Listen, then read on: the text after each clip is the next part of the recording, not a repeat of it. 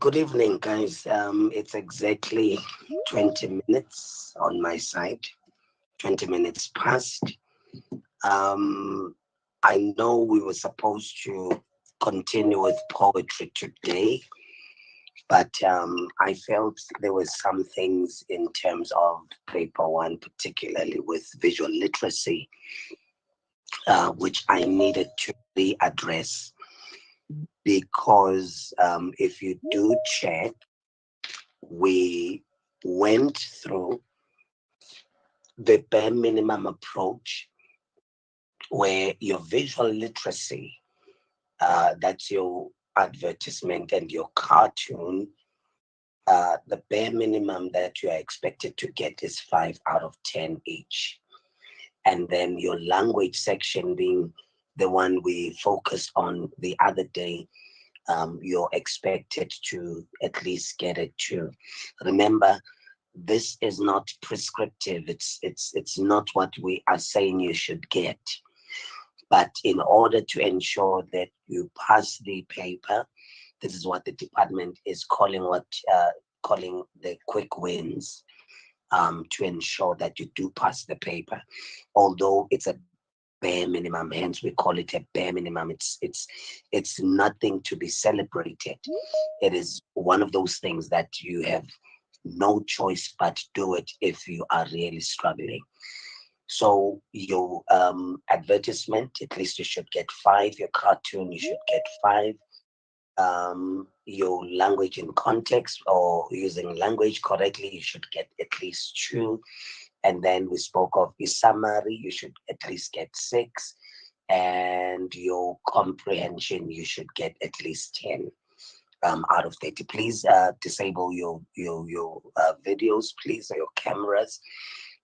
It can get very disturbing. So it's one of those things that I felt you need to at least maximize chances of scoring in terms of your advertisement and cartoons. But in our last section, I realized there were some gaps which, as an educator and tutor, I felt I had a great need to address before we write. So what's going to happen is, I'm aware we're supposed to focus on paper 2, but what I'm going to do now is next week again, I will have to focus again on paper 1 on Monday. Some other aspects which I won't be able to cover today. And then from Wednesday, Wednesday and Thursday, we're going to then move on with the poetry section. I'm trying to push poetry as fast as I can because I'm trying to accommodate all sorts of literature that we have. So we have some who are the Crucible learners, some who are Life of Pi learners. We have the Othello learners. We have the Hamlet learners. And we have the Picture of Dorian Gray learners. Please disable your camera, gun love or gang love. Thank you. So we have Dorian Gray, Hamlet, Othello, Life of Pi, as well as the Crucible. And all of these need attention. So what I'm trying to do, what I'm going to try and do next week is to try and complete these poems that we have, and then we'll move to literature. I've been trying to reach out to the file guys, so I think I only have one file person who has made themselves known. So I doubt I'm gonna have sessions for file, because file people seem to be okay. So before I start, I just want to acknowledge the following colleagues of mine, fantastic contributors to the material we're going to use today. Mrs. B. Mann from Hawick High School, Mr. Naidu from Harding Secondary School, and we are also going to acknowledge the English department of the Devon Girls Secondary School. And then we are going to also use some of the DBE material from the past papers. So I just want to take this moment and thank all of these fantastic educators for contributing great material for us to use in our sessions. So today I want us to look at the language structures and conventions. Now, again, when we deal with the language structures and conventions, number one, we are dealing with language use as a whole. We are looking at how language is used correctly. Remember, there's a difference between the spoken and the written. So sometimes in the spoken, there are particular structures that we are not aware of simply because we are non uh, English speakers, or we are non home language speakers of English. So, in my case, as an educator, I'm aware of certain rules of language structures because I've been exposed to these in terms of my training as the language educator. So, in your case, as learners, not much of exposure in terms of the rules. You just speak. Yes, we do the rules, we teach you the rules, but in most cases, you just speak as English comes to you, and as long as it makes sense to you, you feel it is correct. But when it comes to now this section, you have to be very careful with how the language is used properly. You have to understand that in language we have structures, and at the same time we have conventions. So some of the issues we are dealing with in especially section C, question number 5, are structural issues or structural errors, where you are dealing with word order, you are dealing with verbs, you are dealing with parts of speech, you're dealing with concord, and you're dealing with passive and active voice, direct and indirect speech. And then you have conventional issues sometimes where you are saying something incorrectly, but it sounds correct. So sometimes you have to check what kind of an error is this. Is this a language structure error, or is this a conventional error? So these are taught throughout our um, uh, journey, or throughout our progress from primary school to where we are. But sadly, most of you get to grade 12 without having grasped the entirety of what is supposed to be known for this particular section. So, similarly, in terms of language structures and conventions, you ought to also learn how to read pictures. This is why we call it visual literacy. So it is the literacy of the interpretation of what we see. And in most cases, it's what we see, that's the image, and what we are able to read, and that's the word. So we've got to be able to link the image, that is the visual, as well as the written, which is the text that we are dealing with. But now, when we look at the advertisement, now I want you to pay careful attention as I take you through this particular session today. Now, what is an advertisement is the first thing that we need to look at. Now, an advertisement is a public notice promoting a product, a service, an opportunity, or a cause. Now, ladies and gentlemen, please do get this into your mind. It is not every advertisement that is promoting a product in terms of, let's say, they're promoting Fanta, or they're promoting, what's this? Let's see, a television, Telefunken.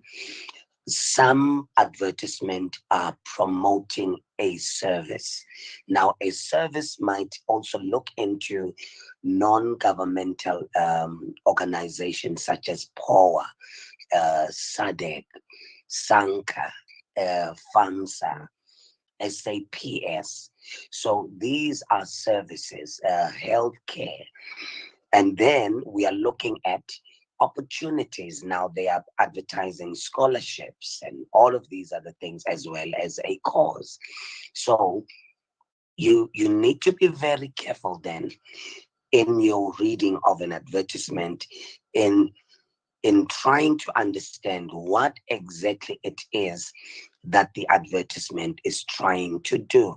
So this would then form part of what we call the purpose of the advertisement. So you need to understand what purpose is the advertisement trying to serve. So in driving its purpose, then the advertiser should use the AIDA principles to create the advertisement, which will convince the reader to take action and buy into the product, the service, um, the opportunity, or a cause.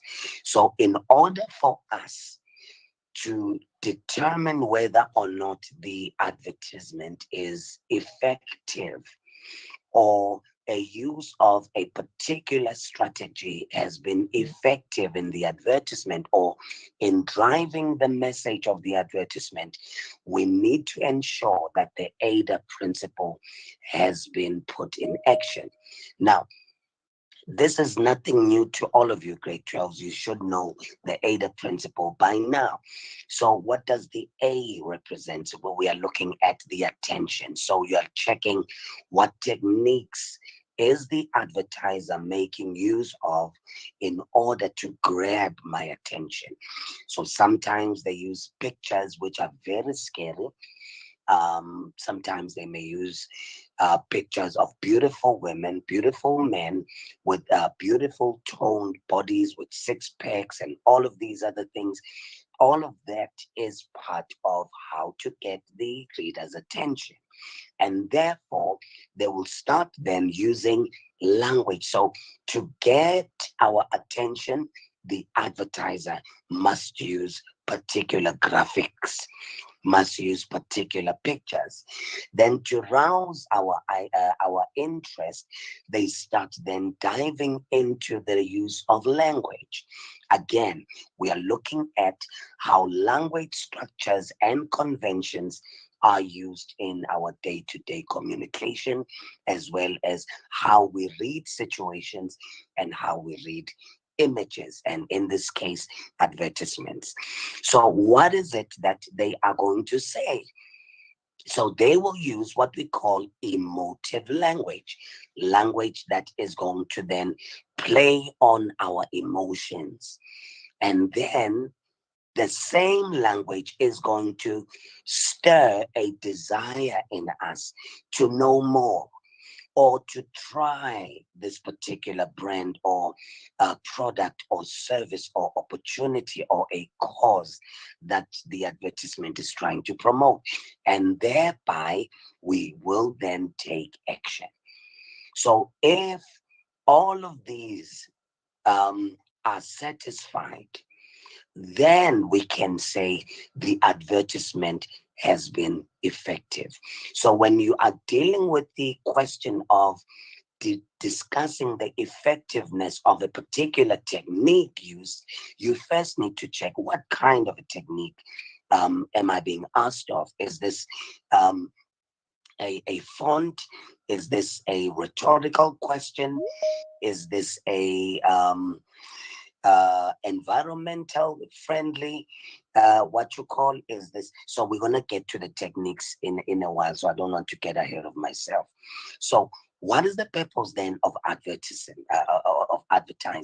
The purpose of advertising is to persuade someone to buy a product, for an example, your food or clothing, or to do something, for an example, to stop smoking or to vote in an election. So, advertisements also announce events such as the Mandela Day or a sporting event. Please take care of the lobby for me, guys. And to inform the public about the jobs or services that are available. So these can be done through different types of media, such as your website, which is online, your radio, your television, your newspaper, as well as magazines, billboards, and flyers.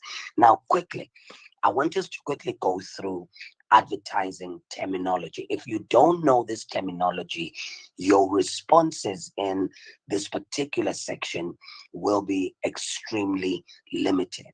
So, again, the slogan. So, you've got to understand that there are other words that the examiners would use to ask about the slogan, and that would be a catchphrase. So that is words which are linked to a product. So if we think of finger licking good, we already think of KFC. That is the what is this? That's the slogan, and that's the catchphrase of the particular advertisement. And then we move forward to the logo. So the logo is a symbol, also known as a symbol. So the examiner might ask to comment on the symbol. So it's no train smash. You are being asked of the logo. So this is a visual design and including which sometimes include letters, words, or symbols that are official signs of a company or organization. Again, for an example, we know the Nike tick. So when we see the Nike tick without seeing the name Nike, we already know. We know when we see just do it without the Nike tick and the word Nike, we already know what the brand is all about. Again, font. You need to understand what font is. So here we are looking at the style and shape of printed letters. So they are oftenly specially chosen. Now listen to this. Fonts are always and specifically chosen for emphasis in advertisements or cartoons. So they are for emphasis. So when you look at and you are commenting on the font, make sure that the font is bold, and whatever that is written in a bold font should be whatever that the cartoonist or the advertiser is trying to make an emphasis of. Again, we look at the target market. So here we are looking at the type of people an advertisement wants to attract. For an example, fashionable young people, wealthy business people. So you look at the advertisement to determine what exactly or who exactly is the target market. Now let's go to the layout. Ladies and gentlemen, you need to be very careful as well when it comes to the layout. So here we are speaking about the way the advertisement is set out on the page, that certain words and certain pictures attract attention. So you look at the pictures. How are the pictures laid out? Is the picture of this person in the center of the page? Is it in the top right corner of the page? Is it in the bottom left of the page? Is it everywhere? Do we have the same picture all over? So there are particular reasons why layout is the way it is. So this is for the attraction of attention. So please be very careful. Language use, we are looking at the diction here. What type of language is being used? So you must ask yourself, is the language formal? I mean, if it's formal, they are not going to use your slang. They are not going to use your colloquialism. They are not going to use contractions. So it is going to be as formal as possible. Are they using jargon? Jargon is another language that is only specific to particular areas. Now, for an example, doctors have their own jargon. When you are seated in the doctor's room and three doctors are discussing your illness, they will speak in terms that make no sense to you. That is because they are using jargon. So when you read an advertisement and there are words that never make sense because you don't usually use them, that then should be or could be a jargon. So it is a technique that is used in advertisement. So you've got to be able to understand. If you don't understand the language, you can't just say it's jargon in Besotho Mark. No, you can't. You must be very specific and you should know what it is that you're dealing with. So now we are looking at your informal language. This is where they would use your colloquialism, your contractions, which are also known as informal abbreviations. Why are they using those particular styles of language? They are using that to make the advertisement accessible and understood by any person reading it. So if they use day-to-day language, they are trying to use a communal tone or a tone that we use every day. So you've got to be able to understand that they are using that for a conversational tone. That's the proper word that we should use. So conversational tone, it is to include people. Jargon, it is to exclude people outside of the particular field. As teachers, we do have our jargon. We speak of QMS. Uh, we used to speak of 450 forms years ago. We used to speak, now we speak of progressed learners. We speak of high flyers. We speak of learners in the middle. We speak of poor performers. We speak of what are these? The borderlines. So you won't understand all of that unless you are a teacher. That is jargon. When you are with your friends and you're trying to exclude your parents from hearing what they're saying, you'll start speaking funny because you're trying to keep your parents out of the conversation. That is going to be jargon to you. And then we are going to have figures of speech such as metaphors, similes, hyperboles, onomatopoeia, puns, personification, alliteration. You need to be very careful of these things. And then we have your sound devices. Now, sound devices are parts of speech that deals with sound. Um, they are part of speech that deal with sound. My Concord was out there. So here we are looking at those that deal with sound, such as onomatopoeia, alliteration, assonance, and all of that. Now, all right, let's move on. Let's move on and dive into what we ought to do today. Now, the next part that we need to look at is the use of emotive adjectives. So these are emotive words such as a new principle versus a new foolish principle. Now, already this positions a reader to think somehow when particular words are used. So these words create an expectation.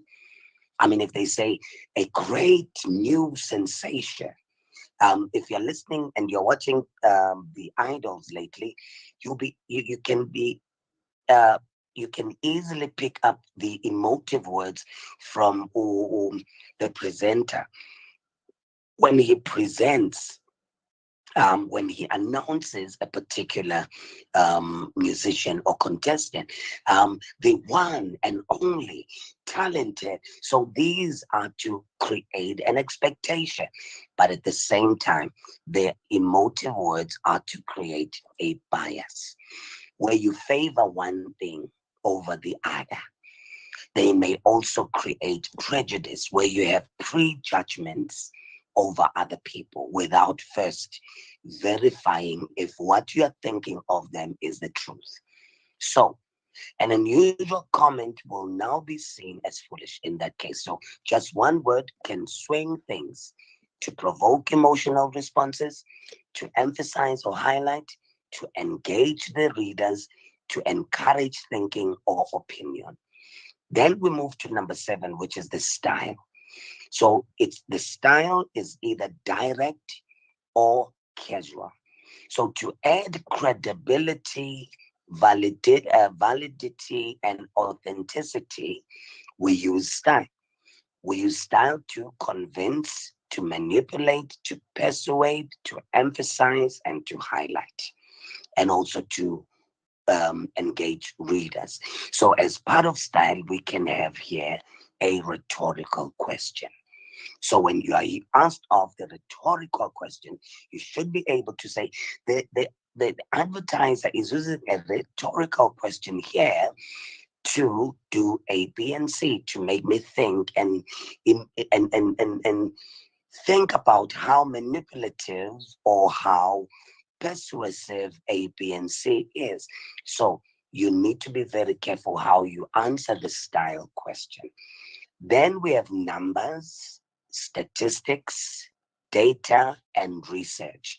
You might be used to identify a a technique used here. So you should be able to say the advertiser is using numbers and statistic for credibility and reliability to convince, to manipulate, to persuade, to emphasize, and to highlight whatever it is you need to contextualize it. So again, we are looking at to arouse feelings of guilt, manipulation, exploitation, and blackmail. So here, the reader is encouraged to have a response because their feelings are played on. They are to be encouraged to think and have opinion, to involve us directly and personally. So therefore, then we move to font and punctuation. I think we've looked at that. And then we have celebrity endorsement. Once you see a celebrity on the advertisement or in the advertisement, rather, you should know that we call that celebrity endorsement. Why is that technique used?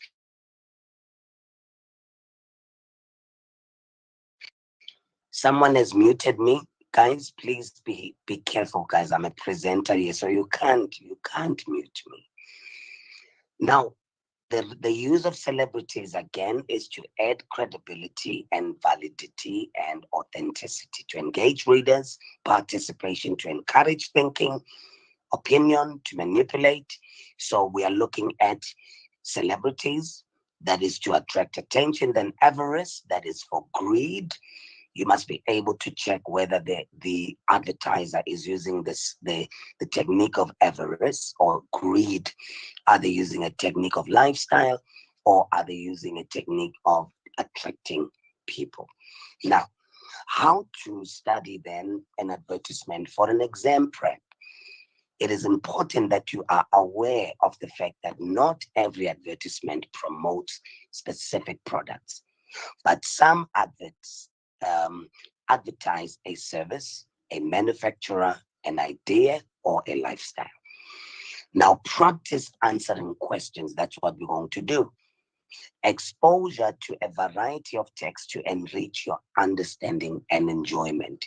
Guys, dealing with these advertisements should not be a tedious exercise. It should be something that you enjoy. And then now, since this part of the exam requires critical analysis skills or analyzing skills, interacting with a variety of advertising texts will boost your confidence in evaluating the effectiveness of the advertisement and voicing your opinions when answering higher order questions, that is, questions which requires your opinion or your judgment. Now, let us move on to work now. All right, here we are. I want us then to look at the important features of an advertisement. So right on top there, we have your headline. And then we have your visual cues. These are your images. If you are asked to look at visual cues, you are looking at anything that is a picture. And then we have the logo, and then we have the supporting text. So the supporting text would form part of what we call verbal cues. So when the question says with reference to visual and verbal cues, explain. In your response, you need to take into consideration both the written as well as the visual. Now let's look at the techniques that advertisers would use as persuasive techniques. Now, to persuade, it is not to push, but it is to convince someone to do something. Now, let's look at the first one. This is your visual. So these are pictures or photos. So they identify the link between the text and words. You need to do that. It adds credibility, validity, authenticity. I think we've gone through that. Number two, the use of personal pronouns. Once you read your supporting text, which are your verbal cues, and you hear of "you will be blessed" and "it will be well with you," the moment you get personal pronouns used, such as "we," "us," "you," um, these show personal involvement and experience.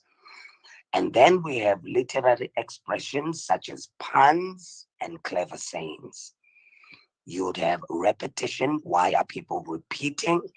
They repeat to emphasize, to add credibility, to convince, manipulate, persuade, and to highlight. And then we have your rhetorical question to provoke involvement, emotional response, and so forth and so on. The other part is the environmental appeal that you should look at. It is another technique that is getting used now a lot in the advertisement, especially in your papers, where an advertisement deals with the environment and it speaks well of the environment. So it appeals to people who are for the environment and not against the environment. So you've got to be able to see this. And then we have the other technique called the bandwagon. In the 2019 paper, there was a question relating to a bandwagon, and a lot of learners could not get it. Now, the bandwagon technique is that technique that says everybody has this. Everybody is doing it. So once you get a sense that the advertiser is trying to say you are left out while everybody is in, that technique is called the bandwagon. Now let's move forward. Let's get to business. All right, before we get to business, you might get questions about the tone, or in this case, they might use the speaker's attitude. And you might find this question in your cartoon more than in your advertisement. But should you be asked, please ignore, not ignore, please avoid using the word positive tone, neutral tone, or negative tone. This is for us to indicate to you the number of words you can use that represent a negative tone. So in this case, when you use the word admiring, it's a positive tone. Hopeful, humorous, introspective, benevolent, calm, lively, nostalgic, optimistic, comic, poignant, proud. These are positive. But once you start looking at the neutral, you are looking at a tone that is commanding, that is direct, it is indirect, it is mediative, it is objective, it is questioning. And then when you look at negative tones, you would say hostile, it is ambiguous, ambivalent, it is angry, it is antagonistic, it is anxious, it is apathetic. So you're not going to say, this is a negative tone, this is a positive tone, this is a neutral tone. And once you do that, you are not going to get credited. Now, let's see if I still have some material to go through before we get to that has been done. Okay, this one. Now, the last one. Now, I want us to look at the AIDA principle in detail again. Now, the A is for attention, so sometimes used to attract the reader's attention. So they would use photos or picture, bold typed words, white spaces, and the size of the advertisement. For interest, advertisements arouse interest by delivering messages that are relevant to the market. So here we are looking at the relevance to the market. And then the desire sometimes used to make you desire. Okay, we've got 14 minutes. Okay, let me finish the teaching of this. And then in the next segment, we will pick up and then do activities, making what or taking what we have been taught now into action. So something used to make you desire the product, e.g., a celebrity may appear in the advertisement, or the advertisement may suggest you will benefit from the product. So once your desire is touched on, you then want to take action. And sometimes this is done to urge you to act now. So there may be a time limit on a sale, such as while stocks last. They will use that. So in ensuring that you understand the purpose of the advertisement, you must understand that it is to influence the reader to take action. And this is done by the appealing to the following human desires. So these are the appeal, the health appeal, the enjoyment, the excitement, luxury, the beauty, romance, independence, success, power, social status, freedom, escape, belonging, love, physical safety, financial security, saving money, hunger, or being a good parent, wife, citizen, etc. So AIDA principle is very much important in how you are going to deal with the advertisements. Now, what I want done now, we are going to break the session because I don't want the 14 minutes to disturb us. We're going to break now, and then we are going to immediately convene. Let's not take long, guys. It's just, you just click and you wait for me to send the new link, and then we pick up from there. And then we will start working with advertisements and cartoons to and try and deal with the types of questions that you should expect in your examination. Am I understood?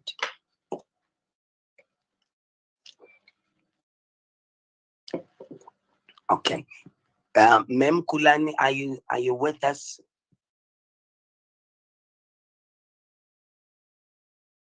Ma'am? Yes, I am here. I am listening. All right. No, we're going to break, and then we're going to come back just now because I'm looking at the I have an old version. I haven't been able to update it to give me longer time, so it only gives me an hour. So now we're going to break, and then we're going to come back just now. All right, guys, let's reconvene. I'll send the link just now.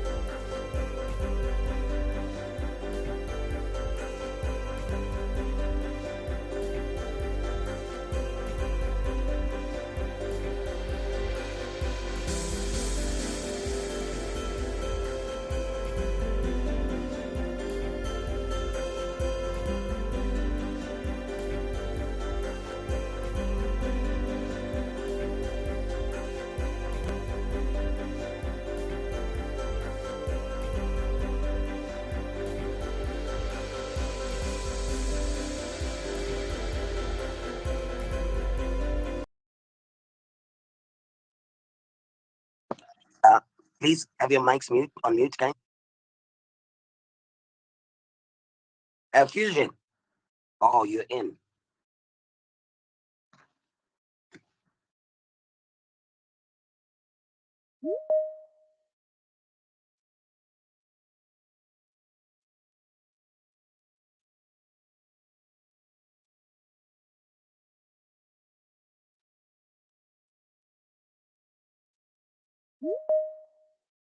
Sam, are we good to go?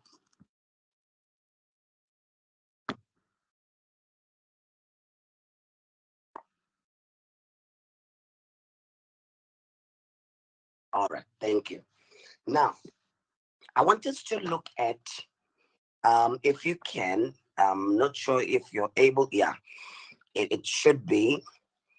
Now, we are looking at the first text here, and there's a question here, a rhetorical question. Stomach out of tune. And then we have a musical instrument called the bag, not beck. I've heard my learners call it a bagpipe, but it is a bagpipe. It's a Scottish musical instrument. Mem, are you in?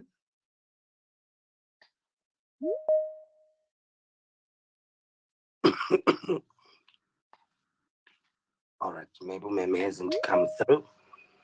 Okay, please manage the lobby for me. So we see a bagpipe shaped like a stomach. Now, what I wanted to note is the fact that any musical instrument must undergo some tuning. And the only time musical instruments go for tuning is when their sound is no longer as pleasant as it used to be. Guitarists would tell you that they tune their instrument every now and then. A out of tune or an out of tune guitar is going to make a seriously funny noise here. So you've got to always take note of these particular things. So now the rhetorical question, ask whether or not your stomach is out of tune. Already, this rhetorical question is used to get our attention, and it makes us think, and it makes us ask ourselves if this advertisement is relevant to us. So that's the question we ask. Okay, is this relevant to me? And if it is, it relates to me. And then I'll be engaged and I would want to know more and I would want to read further if it does relate to me. But if it doesn't, I am not going to look at it because I don't go through an upset stomach problem. But if someone has to go through upset stomach problems, this would be an advertisement for them. So let's look at a copy. Now, what is written in the text box next to the image is called the copy. Now, it could be a sign of one of these: constipation, diarrhea, gas, intestinal cramps, abdominal pain, internal bleeding. If not treated already, I'm given a scare here. It's another technique called fear.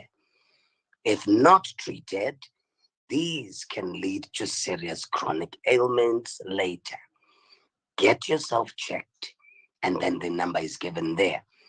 So if I'm going through these, my stomach is going to make a sound. So when we pick up sounds made in our stomach, this advertisement tries to say to us, it is because our stomachs might be out of tune. Hence the question, stomach out of tune? So therefore, you need to get it checked out. Now, so this is a rhetorical question. It's a device here.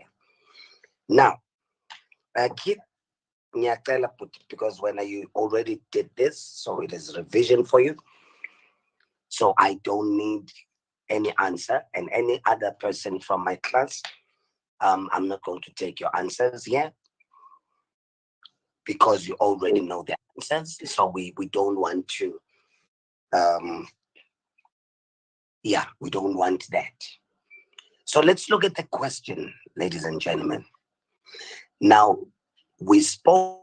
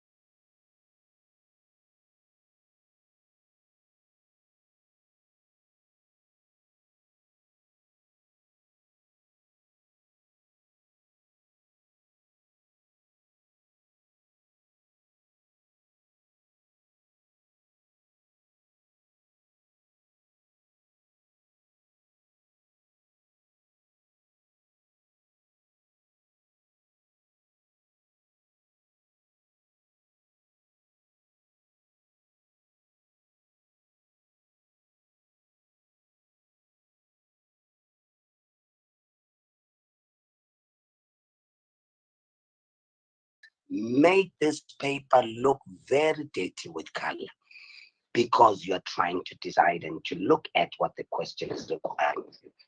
They are given the rhetorical question, stomach out of tune.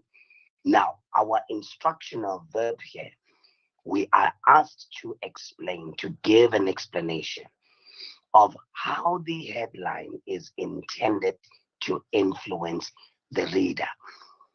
Now, let's look at the sub parts or the other parts of the questions of this question. We are looking at the how. This headline, which is the rhetorical, we are looking at how it is intended to influence the reader. So, ladies and gentlemen, I need answers here. We need to be interactive. I think I've explained this issue of rhetorical question.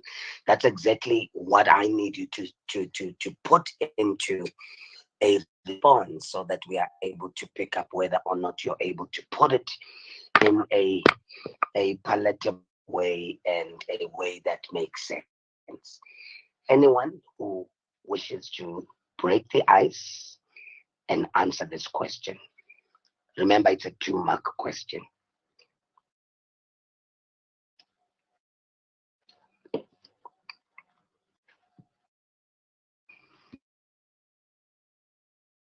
Anybody?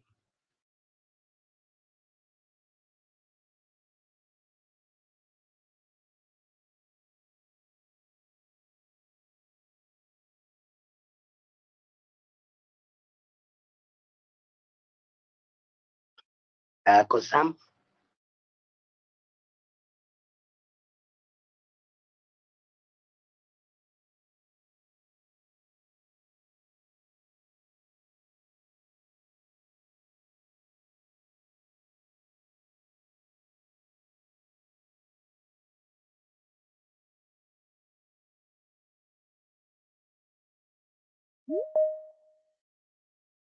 Mhm.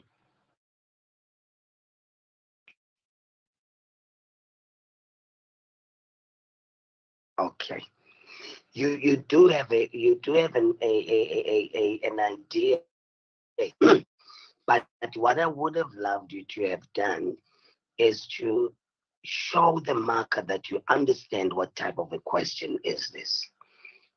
So you have used the rhetorical question. So you needed to at least further explain what the rhetorical question is trying to do.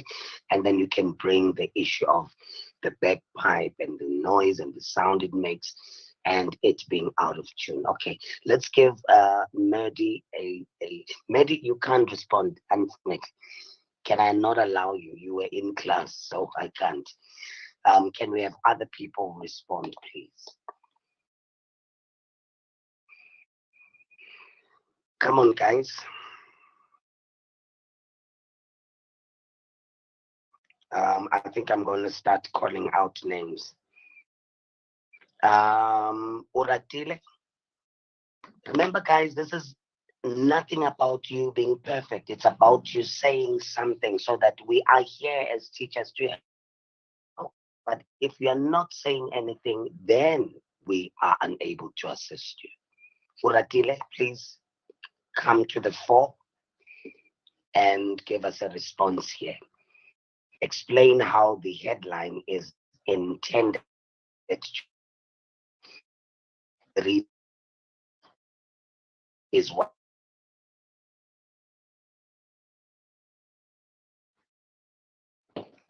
Oratile.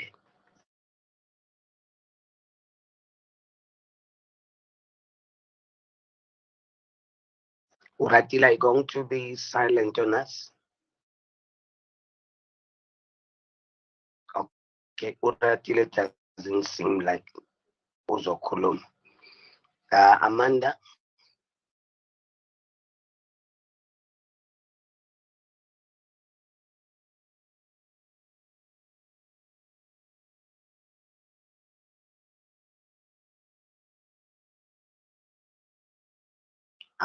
Amanda?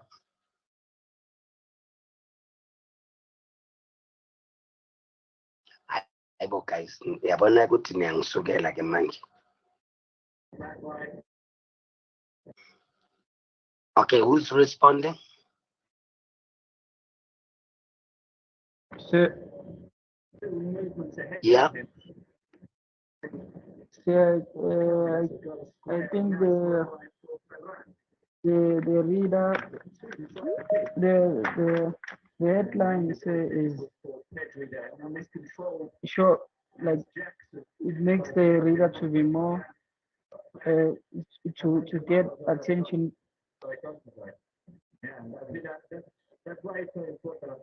Hello? I'm listening. Continue. Yes, I'm saying the headline in the reader to get his stomach checked. Mhm. Yes, it like I don't know how to put it, but I get the idea. No, I know you get the idea, but I needed to be able to put it out, right? But it's fine. You do have the idea. My worry is not being able to put it out in a way that it would make sense to you. It makes sense to you, but the marker might not understand, right? Yes. Okay, let's move to someone. Lesego, what are your thoughts? You can put your mic on mute, Puti. Yeah, Lesego. So the headline provokes involvement.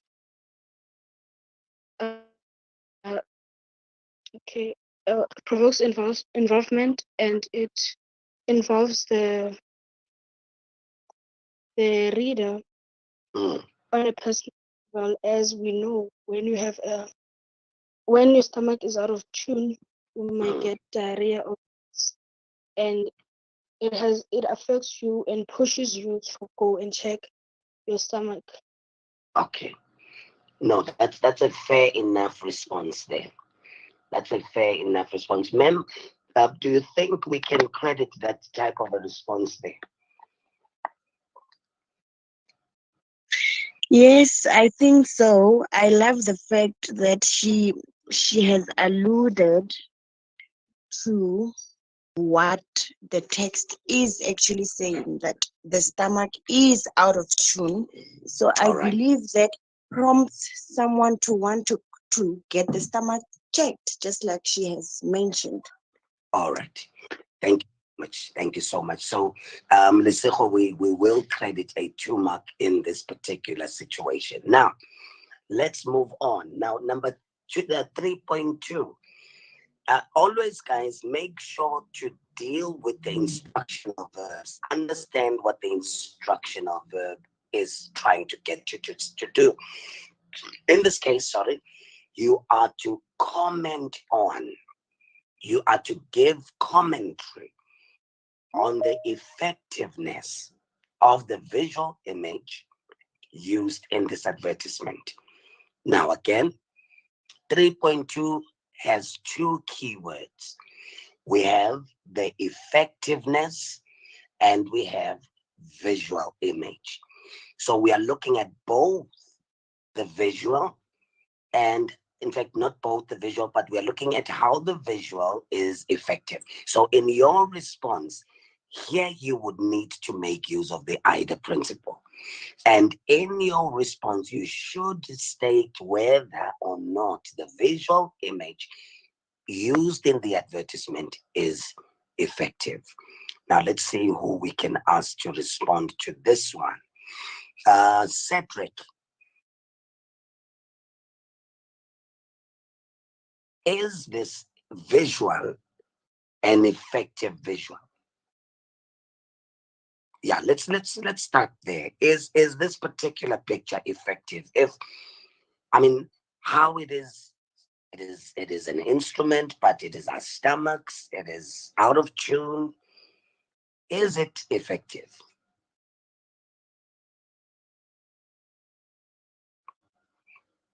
Cedric?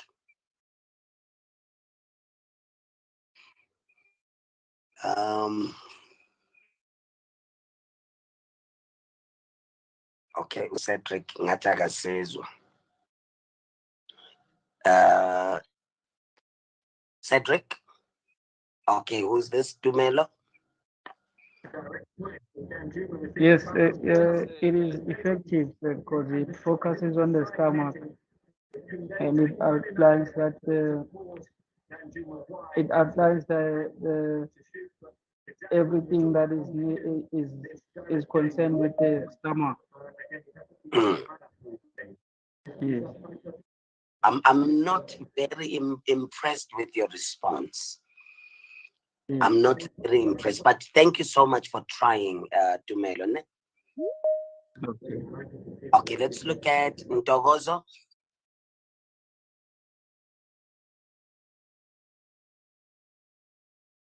Ntogozo. Yes, sir. Yes, sir. The visual image is effective because even those who can't read, they would understand what the advert is talking about. As they showed the image of the stomach, so one would understand without even reading the adverts. Mhm.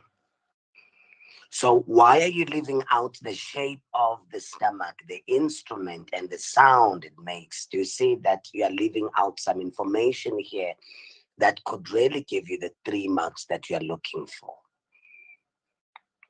So in this case, we're looking at the image is of an instrument called a bagpipe and is shaped as a stomach. That's how you pick up your first mark. I mean, you describe what you see. The image is effective because when one experiences any of the symptoms listed in the advert, a funny sound usually emanates from the stomach, which could sound like an off-tune bag. Therefore, the visual is effective. I think I've said this to you guys, and this proves that you don't pay attention. That is what you were supposed to say in reference to the effectiveness of this particular visual image. If you are discussing the visual image, you talk about what you see in light to the message that we get from the particular advertisement. Now let's look at the next text, which is text number B. What's going to happen in this text, I'm not going to show you questions because I wanted to have this text in front of you so you could answer questions. I will just read out questions for you. Now, we're looking at an image of a tree. But now this tree has a stock of a hand of a human, and this hand is touching the ground. So, what does this mean? The tree represents nature, and the human hand represents humanity. So, this picture says to us humans are in touch with the nature that within which they live. So, now let's look at the copy then. What is the copy saying? We believe in preserving. Already, we have emotive words coming through. Everyone would want to buy something that is long lasting. So if something is preserved, it is able to live long. So this group of people state that they believe in preserving the delicate. Now, delicate is the other word which is emotive. So it is not just a balance, but it is the delicate balance between man and nature. It's now look at it's is a contraction. We can also look at it as an informal abbreviation. Don't just say abbreviation. It's an informal abbreviation because under abbreviation, we've got your truncation, we've got your initialism, we've got your acronyms, we've got your what are these? There are so many abbreviations we have, so you can't just say it's an abbreviation. You need to say at least informal abbreviation. So when we use the word such as it's for conversational purposes and not just about your car's exhaust emission. Now we have the first personal pronoun used there, which is the word your. And what did we say about the use of personal pronouns? We said they are one of the techniques used to involve the reader into a particular cause. Now, it goes beyond Toyota's leading hybrid and clean diesel engine technologies. We apply innovative environmental solutions. Now, they are using that technique, a safe environment appeal. Again, I spoke about this already, a safe environment appeal. So they say we apply innovative environmental solutions to every aspect of the vehicle life cycle. That is from design, manufacturing and use, right through to recycling.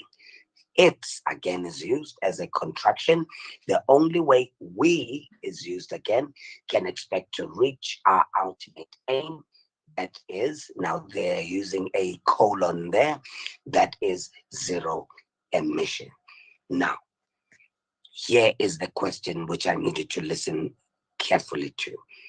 Refer to the written text in the advertisement. We have read the written text already. Discuss any two techniques used by the advertiser.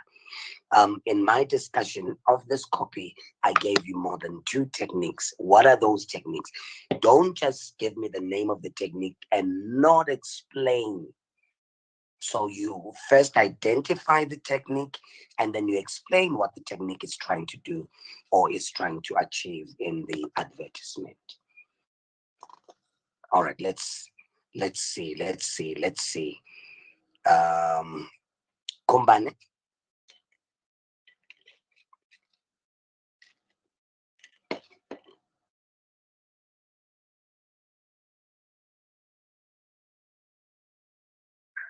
Please repeat the question, sir. May you please repeat the question, sir? I'm repeating. Discuss Yes, sir. any techniques used by the advertiser. Can you put on the subtitles for me?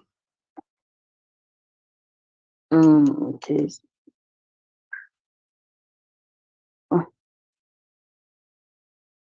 Or you can't?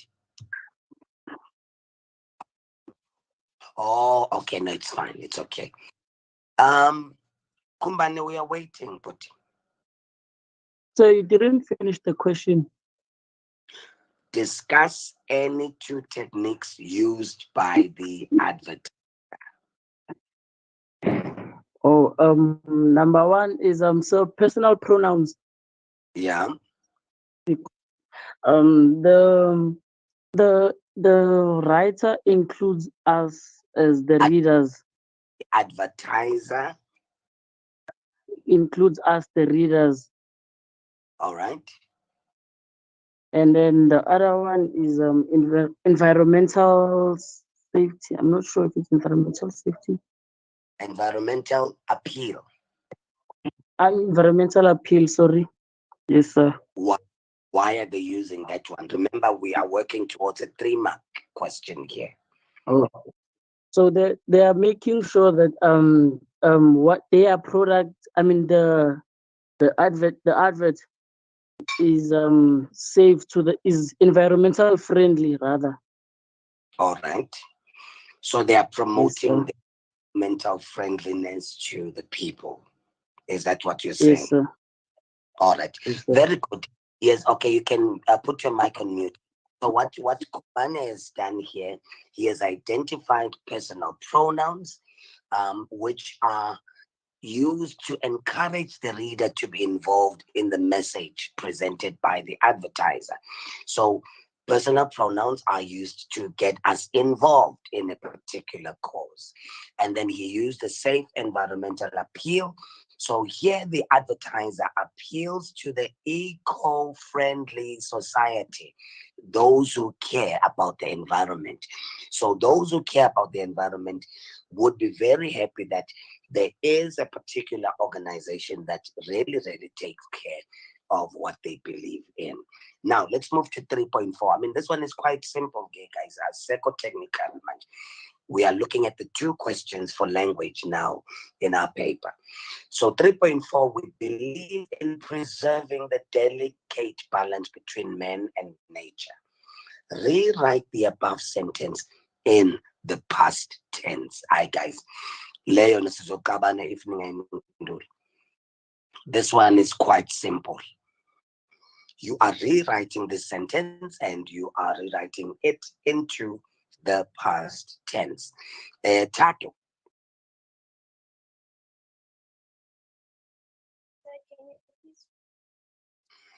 Rewrite the above sentence in the past tense. So we are looking at we believe. Look at the copy. The copy says we believe the first few lines that are bolded. We believe in preserving the delicate balance between man and nature. So you are rewriting that statement in the past tense.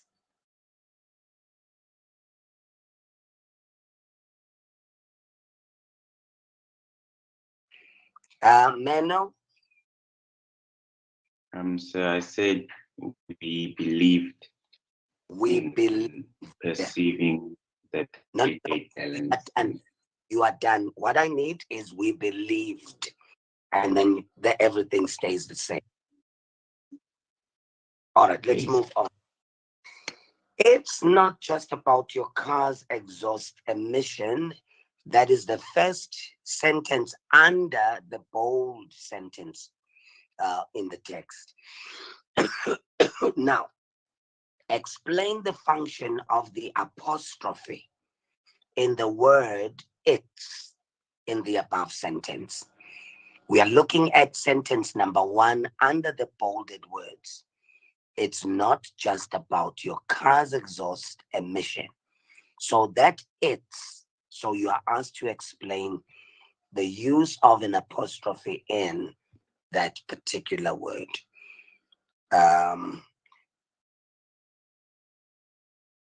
Whose hand is up?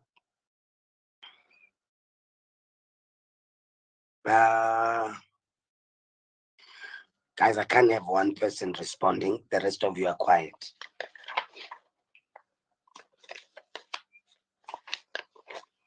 The rest of you are quiet. Tumelo? Yes, yes. Yeah. What is the function? What is the function? Explain the function of the apostrophe.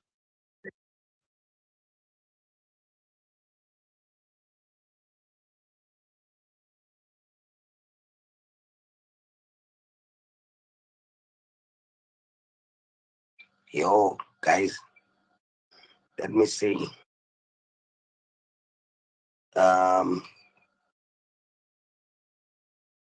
Okay. Oh, thank you. How are you back?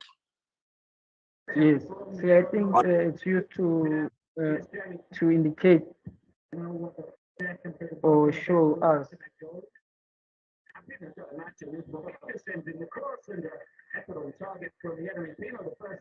Hello? We are Yes, we are saying the use of the apostrophe. Yes, in this case,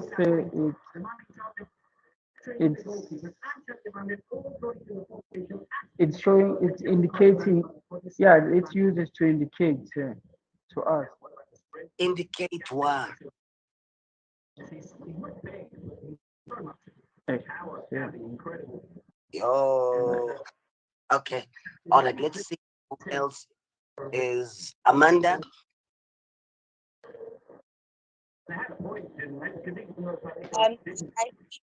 It indicates that a part has been removed. I cannot hear. Someone else's mic is on simultaneously with yours. All right. I think. Okay, you can give me your answer. So I think that it indicates that a part of a word has been removed.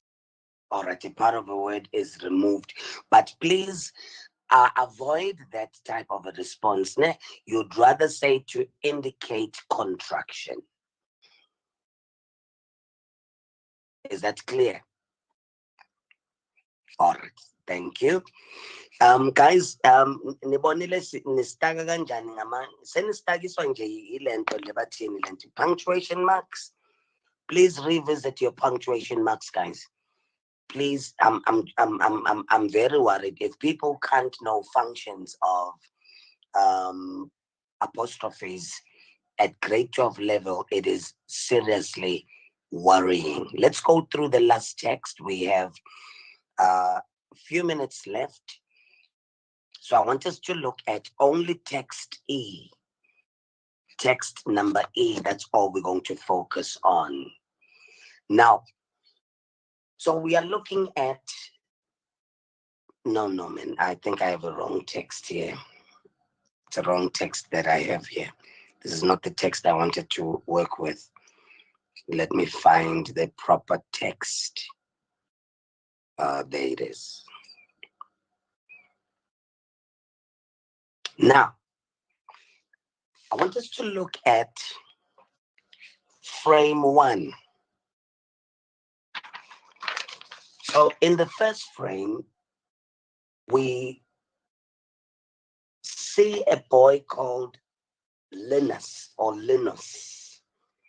He says, school president, me, why not? I'll be your campaign manager. Now I wanted to look at the body position of Linus. He looks very less confident. He doesn't look like he feels he's the right person for presidency. But the other character with her hands wide open is showing her that he's got nothing to be afraid of by use of her hand gestures. Her face looks okay. She looks very fine. But the young man is very petrified. And then the question is, why not? I'll be your campaign manager. Then he says, but I could never be school president. Think of the work and think of the responsibility. So already he associates being a president with a lot of work and a lot of responsibility. And this is not to say that Linus is lazy. It is to bring to our attention the broader issue that we have in this country. The issue of people who want to be leaders, but without a sense of responsibility and without a sense of wanting to work. And in the third frame, he looks very petrified of the fact that this is a lot of work and it is also a lot of responsibility. But in the fourth frame, he says, I'll do it. So we see the I'll do it is written in capital letters and it is bolded. And we see him with his fist in the air. Now, the young man who started less confident in frame one is now confident in the fourth frame. And he says, I'll do it. He says it with the highest of pitch. He says it with great confidence. And this could be seen with the double exclamation marks there. Right. Let's get to business. Simple question, guys. Le bantu benkosi ngicela singawasteeleni isikhathi, guys. Kusele 15 minutes before isession iphela bakwethu, please. What does the boy's speech reveal? We are looking at frames 1 and 2. Reveals about his attitude towards leadership. What is his attitude towards leadership? Looking at what I've said in my explanation and what is in the words in the speech bubbles. Let's hear it. Am I supposed to ask people to answer? Okay, Kosam.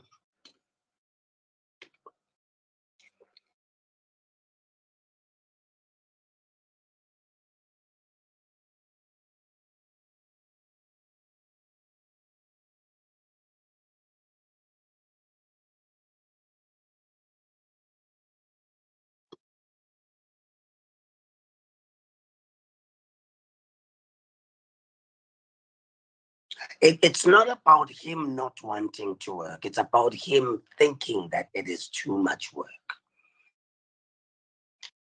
That's clear, ne? Yeah, you do get the point. But the other thing that I wouldn't want to agree issue that he is surprised. I think in this case it would be him being very timid towards the issue that he needs to be president. He's quite scared about the idea of him of him being a president. So he thinks it's way too much work and responsibility, and he cannot fathom that he could become the school president. He can't see himself as a leader. So his attitude towards leadership is that of a lack of confidence. He doesn't see himself as someone worthy to become a leader. Very good response though. Now, 4.2. In your view, is frame 4 an effective conclusion? So again, I forgot to look at the keywords. In 4.1, our keywords was attitude towards leadership. So in 4.2, in your view, is frame 4, now the frame 4, the I'll do it with his hand up and the double exclamation marks, is that an effective conclusion? Remember, if something is effective, it means it has achieved its purpose. Has it achieved its purpose? And if so, substantiate your response by a close reference or study of the visual and the verbal elements in the frame. So if this is an effective conclusion, you need to consider the words that are used as well as the visual cues used in this particular advertisement. Who can I pounce on? Gang Love. Can I just get to Gang Love to respond to us? I'll come back to you, Longi. I just need other people to voice out what they think about certain questions. So We are listening. the bold letters in frame 4 show that Linus is confident of the suggestion that the girl is brought to him, and Yeah. the exclamation mark too shows that Yeah. he's shouting with confidence. Mhm. And his arm is raised up, which shows that he's ready to take the challenge. Yeah. And things about the effectiveness All right. of Very yes. good. What do you think, ma'am? I think I would give a 3 mark to this answer. I love his response. He responded very well. I am really Very- proud of him. All right. Thank you so much, ma'am. Now let's look at the next question. Now consider the whole cartoon. Critically discuss is our instructional verb. Guys, before you answer any question, look at the instructional verb. What are you doing? Are you discussing? Are you listing? Are you stating? Are you critically evaluating? So make sure you check what exactly are you doing. So you're giving a critical discussion here now of the effectiveness of satire. Now remember, they could have asked this question and asked you if there was any humor in the particular cartoon. So in this case, they have already foregrounded the device responsible in the creation of the humor, which is satire. So we've got 14 minutes left. This thing has just reminded me now. So we should try and pick up as fast as we can. So if satire is one of the devices that the cartoonist is using to create the humor.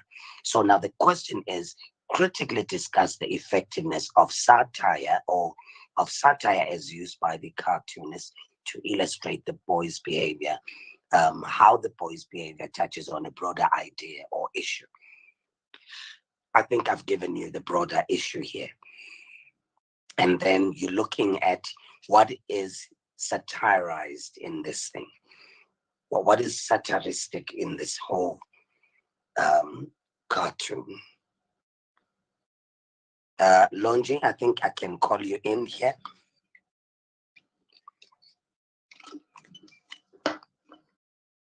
Okay, so let me try. What I was going to say is that what is satirized is the amount of responsibility. From frame 2, we see the amount of responsibility that comes with a person being a president. And yes, okay, so let me put it properly. I think what is being satirized is the amount of responsibility that comes with holding a leadership position. Mm. Yes, sir. Now, you're not dealing with the broader issue here. The broader issue is of people wanting to be leaders and yet are not aware of the work that comes with leadership and the responsibility that comes with it, but they want the power that comes with it. That's what the satire is here. I mean, you are told about the broader issue. So in this case, you look outside of the cartoon because we are looking at governmental issues here. School president, that's the school's governance. So we can look at the governance in our communities, in our countries, that we have leaders who wish to be presidents, but yet have no sense of responsibility and have no sense of the issue of work that must go into it. That's why we have load shedding issues, Gugmanji, because people don't know what to do in terms of work. They don't know what responsibilities they have, yet they want the power. That is what is satirized here. Now, 4.4, quite simple, guys. We are dealing with antonym, opposites. Can I get somebody else? This one is quite easy. Longi, can I just give you a break there? Can other people say something, guys? Say something. Exams are just around the corner. You are just 9 days away. What are you going to write if you can't even practice on this platform? Refer to frame 2. Provide an antonym for the word responsibility. Guys, if you can't think of another word when it comes to antonyms, you just add a prefix. I have given you an answer there. So add a prefix and give me the word.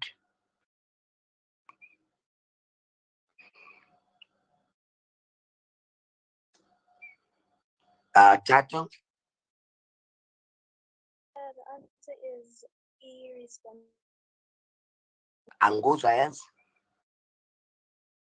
The answer is irresponsibility or unreliable. Unreliability or irresponsibility or irresponsible. You can use the word irresponsible as well.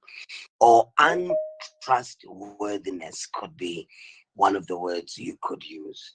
The last question, refer to frame 4. I'll do it. What is the function of the apostrophe in the word I'll in frame 4?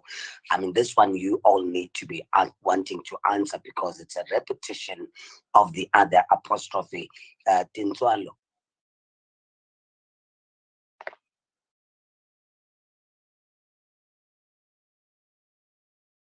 Tinzwalo.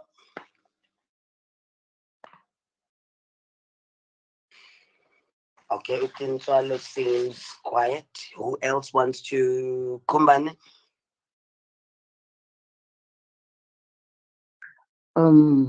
So isn't it a shortened contraction for I will? Don't say a shortened contraction. That is tautology. Just say it is contraction and just leave it that. Okay, thank you, sir. All right. That brings us to the end of our session today. Again, I'd like to give credit to the fantastic educators who have put these material together for us. Mr. Moon from Howick High School, Mr. Naidu from Harding Secondary School, and the Durban Girls Secondary School, as well as the DBE, for putting these materials so good for us. What I'm going to do on Monday, again, I'm going to focus on, I'm just going to show these to you now. I need to first deal with this advertisement. So we're going to start here on Monday. What am I doing here? This thing seems, yeah. So we're going to start with this particular advertisement on Monday. Can you see, guys? Okay. So this will be our starting point, and then we will move to this advertisement.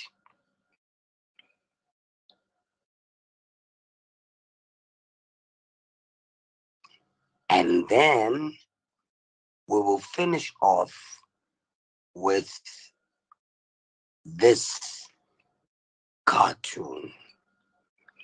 So that is on Monday. So what's going to happen is I'm going to double check my load shedding time frames for Monday. And also I encourage you to do the same so that we are able to see whether or not we are still on the night owl slot or we're going back to our usual 6 p.m. slot.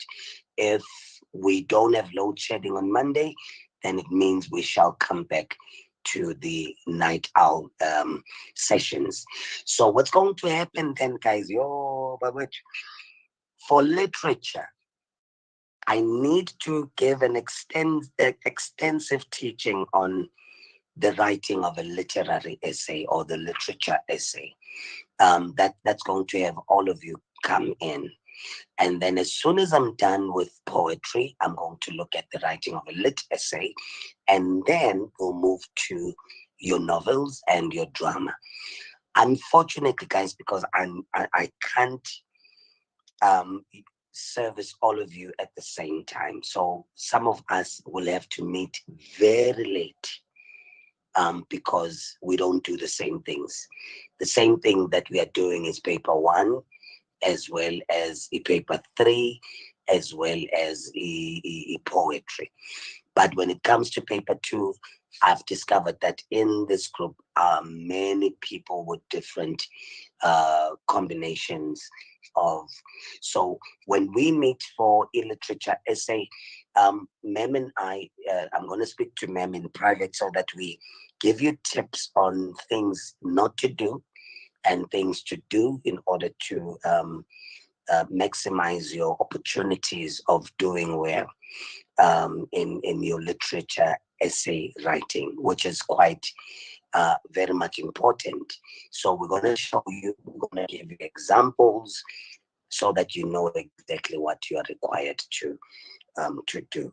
So the next time we meet, we'll focus on that. But on Monday, we're going to finish the advertisement as well as the cartoon, and then I'll be done with this. So you can tell others to, we're going to send the link in the group. They can watch this presentation on YouTube. At least it gives me the ability not to come back and repeat and repeat and repeat. So on Wednesday and Thursday, we are going to do 6 poems. We're going to do 3 on Wednesday. We're going to do 3 on Thursday. So we've already done 2. So after I'm done with poetry, then we'll look into the other aspects of the paper. Thank you so much for joining us. Do remember to go to school tomorrow. We are all signing our pledges at the same time, which is at 10 o'clock. Your parents, unfortunately, this is a new thing that the Department of Education communicated to schools this morning. Please understand, sometimes you don't understand that we can't control ourselves. We have our own bosses, and that is the ANC and the leadership of this country. When they wake up one morning and make decisions, unfortunately, there's absolutely nothing we can do as educators and as principals of schools. All we have to do, we have to implement what we are asked to do. So you are all required to attend tomorrow. Your parents must, I don't know how other schools have communicated that with you, but your parents must be there to sign the pledge. It's a 5-page pledge, by the way. That's why you cannot have a friend's mother sign on your behalf, because you need to know what you are binding yourself in. And your parent must also acknowledge that if you are found with a cell phone in the examination, that's the end of you. So if somebody else's parent is going to sign that and you are found with something that you're not supposed to be found in, your parent will want to fight the system, and yet you were told to bring your parents. So please ensure that your parents report to school during the time which they communicated in different schools. They need to sign, and you also need to sign.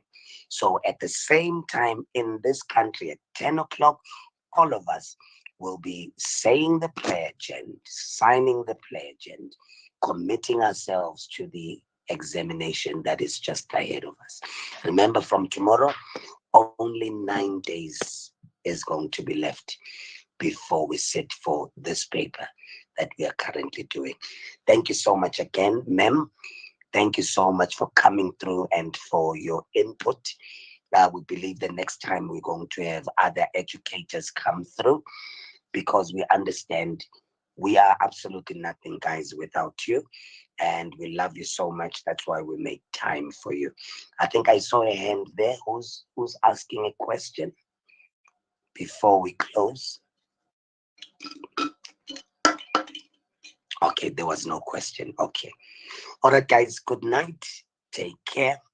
Ma'am, I will send you the presentation. I'll send you the presentation immediately after we end the session. All right, guys. Thank you. All right, then. Good night.